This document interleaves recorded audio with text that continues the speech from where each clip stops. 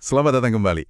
Oke, kali ini kita mau bahas mendalam nih satu isu yang sempat ya lumayan bikin heboh lah ya, soal keaslian ijazah S1 Presiden Joko Widodo dari UGM.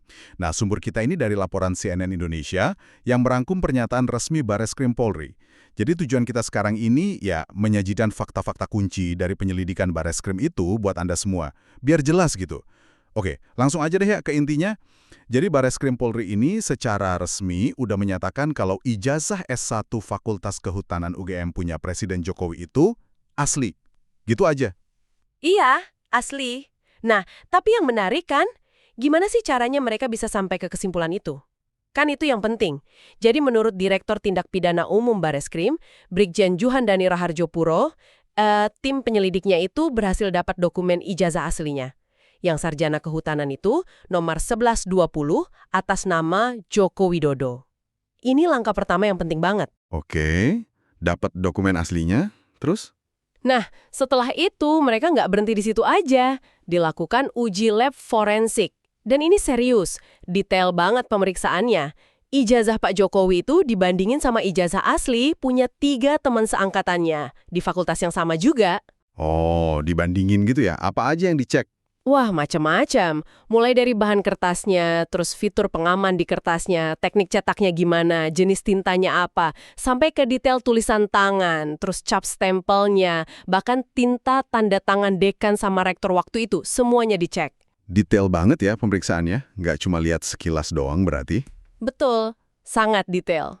Lalu hasilnya gimana setelah dibandingin gitu? Hasilnya, nah ini dia, ternyata identik, sama persis. Identik. Iya, semua aspek yang dibandingin tadi itu sama persis. Artinya apa? Ya artinya semua ijazah itu, termasuk punya Pak Jokowi dan teman-temannya, itu datang dari proses produksi yang sama. Jadi kesimpulan Bareskrim, ya secara fisik dan forensik, ijazahnya otentik, asli. Oke. Ini penting nih buat menjawab keraguan soal prosesnya dulu ya. Dan perlu kita ingat juga kan, penyelidikan ini awalnya muncul karena ada laporan ya, dari TPUA itu. Iya, tim pembela ulama dan aktivis.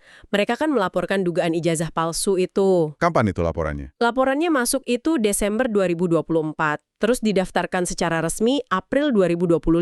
Jadi ada prosesnya juga. Oke. Nah, terus karena hasil lab tadi bilang identik, gimana kelanjutan laporannya? Nah, ya itu. Berdasarkan semua temuan tadi, termasuk hasil lab forensik yang krusial itu, Bareskrim akhirnya mutusin buat menghentikan penyelidikan. Dihentikan ya? Alasannya? Alasan resminya, seperti yang mereka sampaikan, karena tidak ditemukan adanya peristiwa pidana. Maksudnya gimana tuh peristiwa pidana? Ya, gampangnya menurut polisi, nggak ada bukti yang cukup kuat untuk bilang kalau ada pelanggaran hukum pidana dalam kasus ini. Gitu. Jadi ini langkah buat ngasih kepastian hukum juga. Oke, jadi clear ya dari sisi hukum pidananya. Malah kalau nggak salah dengar, Presiden Jokowi sendiri juga sempat diperiksa kan ya sama penyidik. Betul sekali. Untuk memastikan semua clear, beliau dimintai keterangan oleh penyidik Bareskrim. Katanya sih ada sekitar 22 pertanyaan gitu, pemeriksaannya kurang lebih 1 jam. Wow, banyak juga ya pertanyaannya. Seputar apa aja tuh? Ya seputar riwayat pendidikannya beliau, dari SD, SMP, SMA, sampai kuliah di UGM itu. Jadi bener-bener dicek runutannya. Menunjukkan keseriusan proses verifikasinya ya.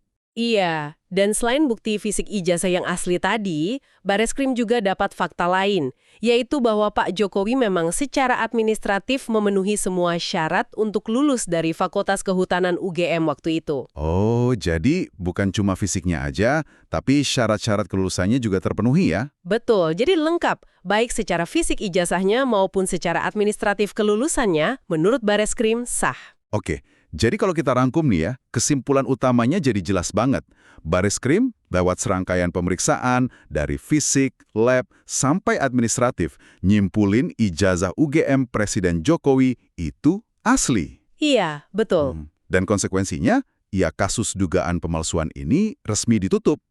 Karena nggak ada bukti tindak pidana, gitu kan? Tepat sekali.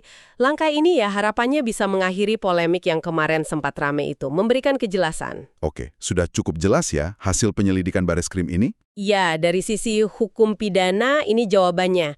Tapi ini sebenarnya menyisakan satu hal menarik juga sih buat Anda renungkan. Apa tuh?